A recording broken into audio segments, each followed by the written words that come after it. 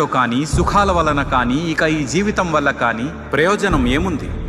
గురువులు, తండ్రులు, కొడుకులు, తాతలు, మేనమామలు, మనుమలు, మామలు, బావమరుదులు, ఇంకా ఇతర బంధువులు వీరందరూ తమ ప్రాణాలను ధనాన్ని పణంగా పెట్టి మరీ ఇక్కడ చేరి ఉన్నారు. ఓ మధుసూదన, నా మీద వారు దాడి చేసినను నేను వారిని సంహరింపను.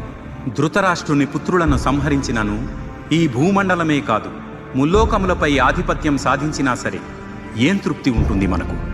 సర్వభూతముల సంరక్షకుడు, పోషకుడు అయినవాడా, ఓ జనార్దన, ధృతరాష్ట్ర తనయులను చంపి మనం ఎలా సంతోషముగా ఉండగలం? వారు దుర్మార్గపు దురాక్రమణదారులైనా వారిని సంహరిస్తే మనకు పాపం తప్పకుండా చుట్టుకుంటుంది. కాబట్టి స్వంత దాయాదులైన ధృతరాష్ట్రుని పుత్రులను మరియు స్నేహితులను చంపటం మనకు తగదు. ఓ మాధవ, మన సొంత వారినే చంపుకుని మనం సుఖంగా ఎలా ఉండగలం? వారి ఆలోచనలు దురాశ